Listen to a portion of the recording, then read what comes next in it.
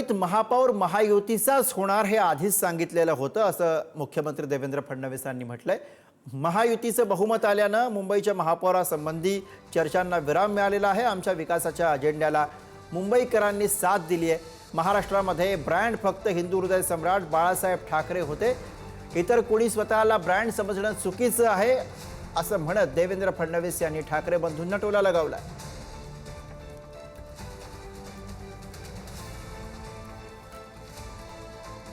मुंबईच्या महापौराच्या चर्चेला पूर्ण विराम आहे, कारण महायुतीचं बहुमत आलं आहे। महायुतीने पहिल्यांदाच स्पष्ट केलेलं आहे, महापौर महायुतीचा, महापौर मराठी, महापौर हिंदू। मी असं म्हणेन की महाराष्ट्रामध्ये ब्रँड जर म्हणाल तर एकच होता, तो म्हणजे हिंदू हृदय सम्राट शिवसेना प्रमुख बाळासाहेब ठाकरे। इतर कोणीही आपल्याला ब्रँड समजण्या हे अतिशय अयोग्य आहे। तशा पद्धतीने कोणीही समजू नये असं माझं मत आहे। मी असं म्हणेन की आमच्या विकासाच्या अजेंड्याला मुंबईकरांनी साथ दिलेली आहे। महाराष्ट्रामध्ये मुख्यमंत्री देवेंद्र फडणवीस यांचा करिश्मा पाहायला मिळाला। भाजपनं अभूतपूर्व दणदणीत विजय मिळवला। 29 पैकी 22 महापालिकांमध्ये भाजपनं जोरदार मुसंडी मारली। मुंबई जिंकली। पुणे नागपूरमध्ये भाजपनं सेंचुरी केली। मुख्यमंत्री देवेंद्र फडणवीसांची कॅप्टनला साजेशी खेळी यामुळे पाहायला मिळाली। अनेक ठिकाणी महायुतीशिवाय भाजपचं एकहाती वर्चस्व पाहायला मिळालं। विरोधकांना त्यांनी धूळ चारली। मित्रपक्षांसोबतचा सामना सुद्धा भाजपनं जिंकला। पुणे आणि पिंपरी चिंचवडमध्ये अजित पवारांच्या राष्ट्रवादीला मोठा धक्का बसला। भाजपची पुन्हा एकदा एकहाती सत्ता आली। पवार काका पुतण्यांच्या युतीला पुणेकरांनी सपशेल नाकारलं।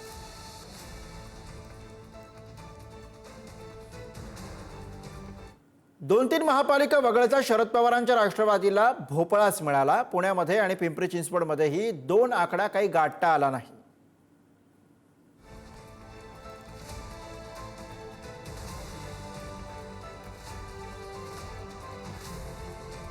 हे चित्र आपण पाहतो आहोत।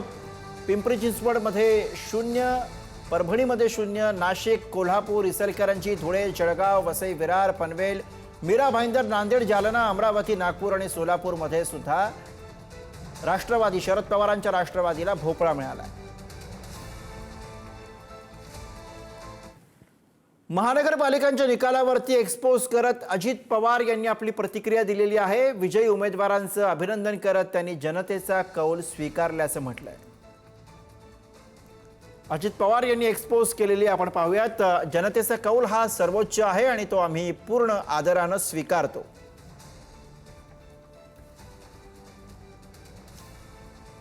विजयी झालेल्या सर्व उमेदवारांचं अभिनंदन, पुढच्या कार्यकाळासाठी शुभेच्छा।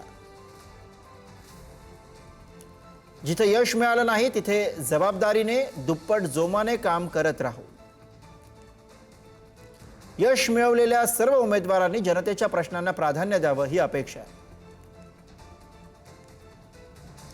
विजयी होऊ शकले नाही त्यांनी सुद्धा निराश न होता जनतेसाठी काम करावं। तर मुरलीधर मोहोळ यांच्याकडनं घराच्या पार्किंगमध्ये क्रिकेट खेळण्याचा आनंद लुटला गेला। दे घुमा के असं व्हिडिओला खास गाणं सुद्धा त्यांनी जोडलं।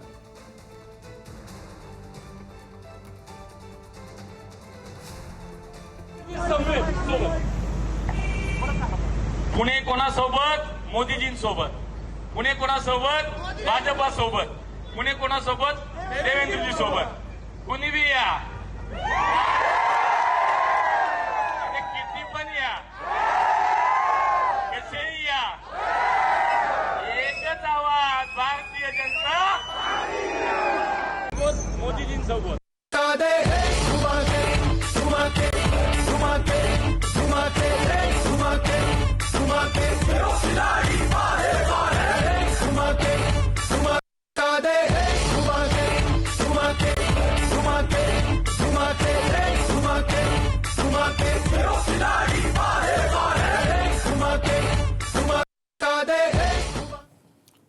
भाजपचा विजय जनतेने दाखवलेल्या विश्वासाचा विजय आहे अशी प्रतिक्रिया चंद्रकांत पाटलांनी दिली आहे। नकारात्मक राजकारण विरोधकांना भोवलं असं मुरलीधर मोहोळ यांनी म्हटलंय। विजय मोठ्या प्रमाणावर जनतेने दाखवलेल्या विश्वासाचा आहे. कार्यकर्त्यांनी त्यांच्या मनामधलं असमाधान, नाराजी झटकून कामाला लागले त्याचाही आहे. आणि त्यामुळे मी माध्यमांचं, नागरिकांचं आणि कार्यकर्त्यांचं सुद्धा मनापासून आभार मानेन. हा विजय त्यांच्या समजदारीचा विजय आहे.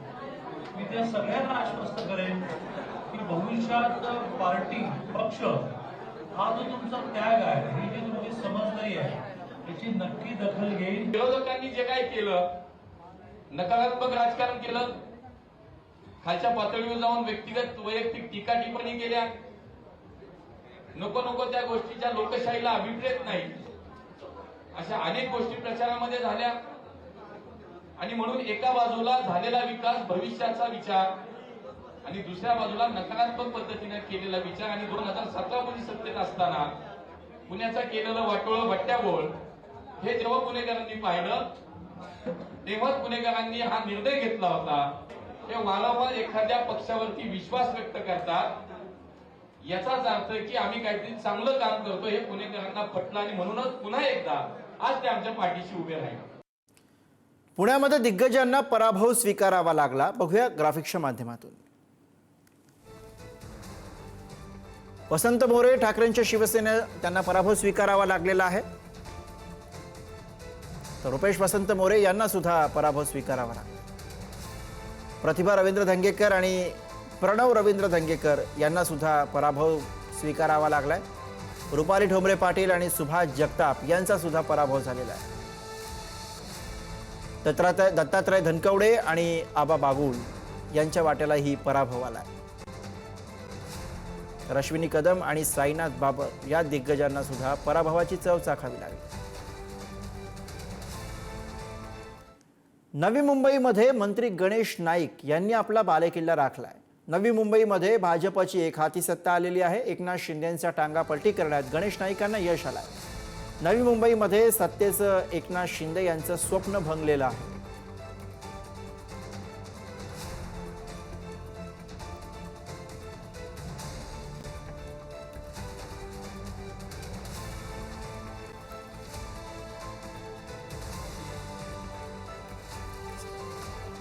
तर नवी मुंबईमध्ये लागलेले हे बॅनर आहेत अजित कांडर यांनी का साकारलेले चित्र, ज्यामध्ये एकनाथ शिंदे यांना डिवचण्याचा प्रयत्न या ठिकाणी करण्यात आलेला आहे.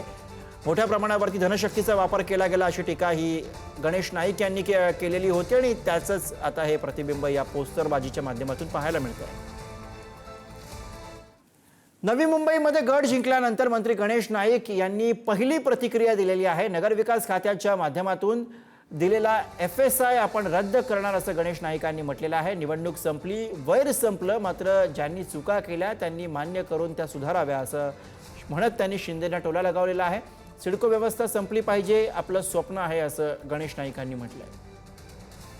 जर का आज नगरविकास खात्याने दिलेला जो FSI पूर्ण वापरला गेला तर या शहरातल्या रस्त्यांवरून गाड्या चालणार नाहीत, माणसं चालता येणार नाही.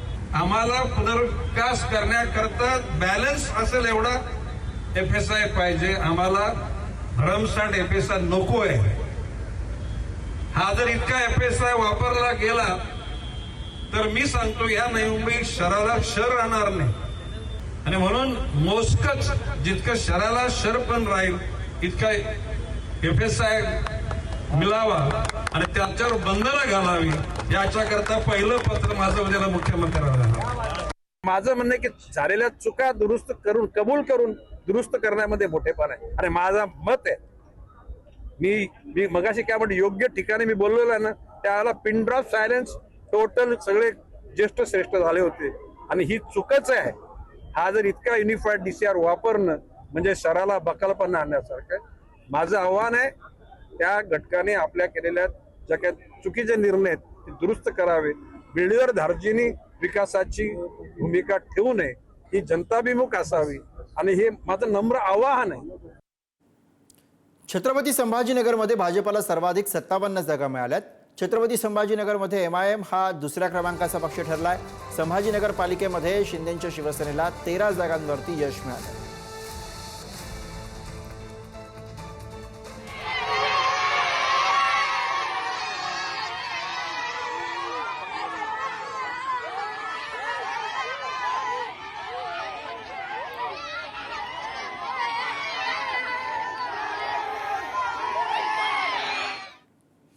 राज्यात अनेक महापालिकांमध्ये MIMची मुसंडी पाहायला मिळाली आहे। 29 पैकी 13 महापालिकांमध्ये MIMचे 95 नगरसेवक हे विजयी झालेले आहेत।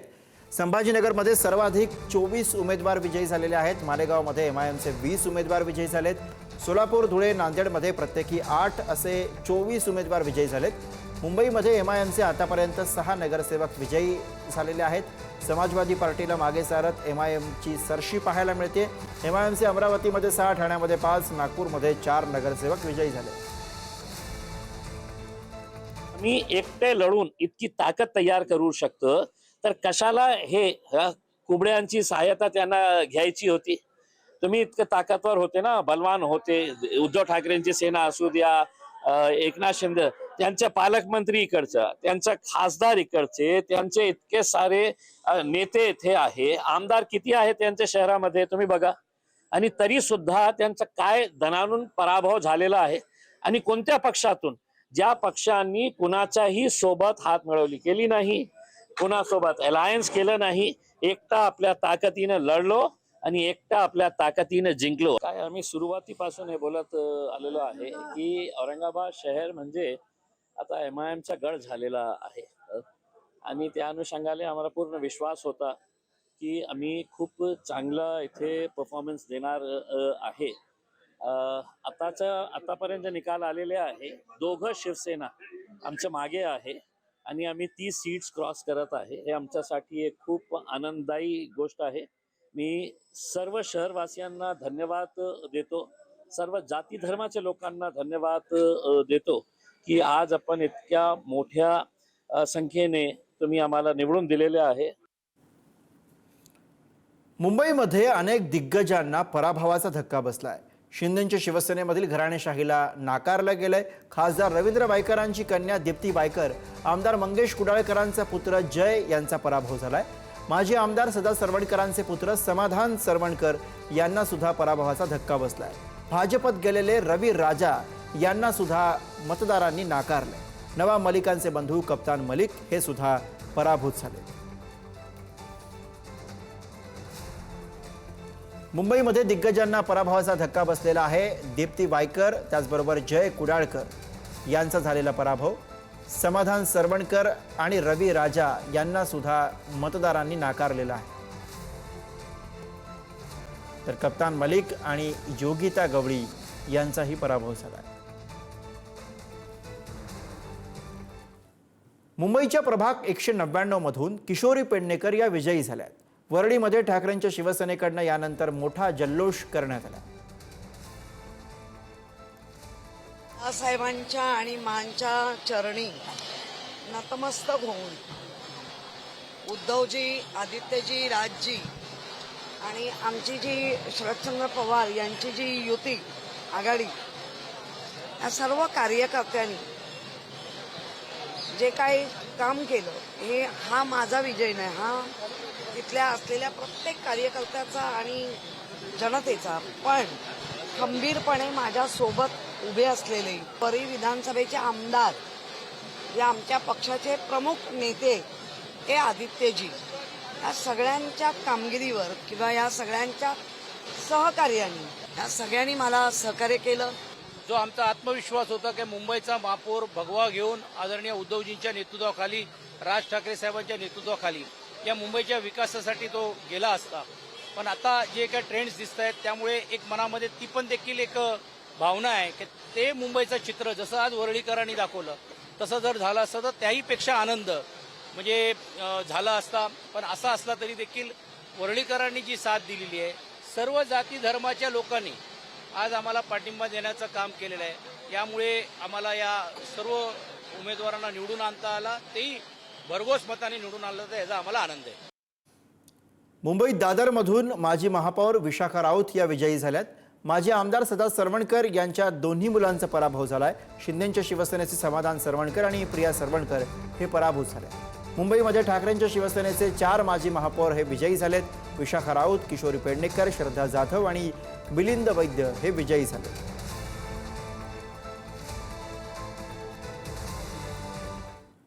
कोल्हापूरमध्ये महायुतीची सत्ता आली आहे. काँग्रेस नेते सतेज पाटलांना हा मोठा धक्का मानला जातोय. विजयानंतर खासदार धनंजय महाडिकांनी शड्डू ठोकलाय. कोल्हापूर महापालिकेमध्ये महायुतीची सत्ता आली. कोल्हापूरमध्ये महायुतीला 45 जागा मिळाल्या. जे दिल्लीत तेच गल्लीत आज सिद्ध झालं असं धनंजय महाडिकांनी म्हटलं. राज्यातील भाजपच्या दणदणीत विजयानंतर धनंजय महाडिक यांनी हे वक्तव्य केलंय. कोल्हापूरचा विकास करायचा असेल तर महायुती हाच सक्षम पर्याय आहे असं महाडिकांनी म्हटलं. मी एकटा लढलो आणि गट राखला. महायुतीतील पक्षाने स्वबळावरती लढायला हवं होतं असं सतेज पाटलांनी म्हटलं. पहिल्यांदाच कोल्हापूरमध्ये आम्ही महायुतीच्या माध्यमातून महापालिकेच्या निवडणुका लढवल्या आणि संबंध कोल्हापूर शहरामध्ये गेल्या 15 दिवसामध्ये भारतीय जनता पार्टी, शिवसेना आणि राष्ट्रवादी आम्ही सगळी मंडळींनी एकत्रितरित्या प्रचार करून कोल्हापूरचा शाश्वत विकास करायचा असेल तर भारतीय जनता पार्टी आणि महायुतीच करू शकते हे आम्ही पटवून देऊ शकलो. याचा मला सार्थ अभिमान आहे. आणि आज निकाल तुम्ही बघताय. काँग्रेसनं अनेक प्रकारच्या वल्गना केल्या होत्या. 15 जानेवारी काँग्रेस भारी, 16 जानेवारी काँग्रेस कायमचं घरी. जे कोल्हापूरच्या लोकांच्या मनात तेच मनपात आणि जे दिल्लीत तेच गल्लीत हे आज कोल्हापूरकरांनी सिद्ध करून दिलेलं आहे. नाही, कोल्हापूरकर भारी पडले असं मी म्हणेन. मी भारी पडल्यापेक्षा कोल्हापूरकरांची ताकद आहे की एकटं लढत असताना सुद्धा तमाम कोल्हापूरकर माझ्या पाठीशी उभे राहिले आणि लाखो मतं या आमच्या उमेदवारांना देण्याचं काम कोल्हापूरकरांनी त्या ठिकाणी केलेलं आहे. मुळात या निवडणुकीमध्ये तुम्ही सगळे महायुती म्हणून लढला. तुम्ही एकटं लढायचं असतं मग तुम्हाला कळालं असतं, ज्या त्या पक्षाला त्यांची ताकद कळाली असते. ते एकत्रित लढले, मी एकटा लढलो आणि यात फरक आहे. त्यामुळं आमचं जे यश आलेलं आहे ठीक आहे, इलेक्ट्रॉलमध्ये बहुमत हे महत्त्वाचं असतं, परंतु 35 जागांवर पोचणं एकट्यानं हे कोल्हापूरकरांच्या आशीर्वादामुळे मला शक्य झालं. लातूरमध्ये काँग्रेसला एकहाती सत्ता मिळाली. 47 जागांवरती काँग्रेसचा विजय झाला. रवींद्र चव्हाणांच्या स्वर्गीय विलासराव देशमुखांवरील वक्तव्यामुळे लातूरची निवडणूक चर्चेत आली. लातूरमध्ये स्वर्गीय विलासराव देशमुखांच्या आठवणी पुसल्या जातील असं रवींद्र चव्हाणांनी म्हटलं होतं. नाही, लोकभावना दुखावल्या. भारतीय जनता पक्षाच्या प्रांताध्यक्षांच्या तोंडून जे वक्तव्य निघालं ते लोकभावना दुखावणारं होतं आणि म्हणून लोकांना जे पटत नाही त्याच्यावर लोक व्यक्त होतात. आणि लोकांनी दाखवून दिलं की लातूरने आदरणीय विलासराव देशमुख साहेबांना अजूनही विसर पडलेला नाही किंवा किंबहुना विसरलेले नाही आहोत. त्यामुळे आठवणीपासून टाकण्याचं तर खूप दूर राहिलं. अमरावतीमध्ये युवा स्वाभिमान पक्षानं दणदणीत विजय मिळवला. 16 जागेवरती युवा स्वाभिमान पक्षाचे उमेदवार विजयी झाले. रवी राणा यांच्या गंगा सावित्री निवासस्थानासमोर मोठा जल्लोष पाहायला मिळाला. भाजपला पूर्ण समर्थन देणार, महापौर हा भाजपचा होणार असं रवी राणांनी म्हटलंय. युवासेना पार्टीच्या 16 सीट ज्या खऱ्या अर्थानं जनता जनार्दननी या ठिकाणी हा विजय मिळवून दिलेला आहे. मायबाप जनतेचं मी आभार व्यक्त करेन. युवासेना पार्टीच्या कार्यकर्त्यांचा आभार व्यक्त करेन. राज्याचे मुख्यमंत्री देवेंद्र फडणवीस साहेबांचा आभार व्यक्त करेन. या ठिकाणी या विजयामध्ये सगळ्यांचे हात लागले. सगळ्या जनतेला हा विजय मी समर्पित करतो. मी आधी सांगितलं की महापौर हा भारतीय जनता पार्टीचाच राहील आणि भारतीय जनता पार्टीचा महापौर बनवणार म्हणजे बनवणार. अमरावती पालिकेमध्ये महायुतीचाच महापौर होईल असं अनिल बोंडे यांनी म्हटलेलं आहे. अमरावतीमध्ये महायुतीची सत्ता बसेल. भाजप खासदार अनिल बोंडे यांनी हा दावा केलाय. युवा स्वाभिमान संघटना आणि राष्ट्रवादी अशी एकत्र युती करू असंही त्यांनी म्हटलंय.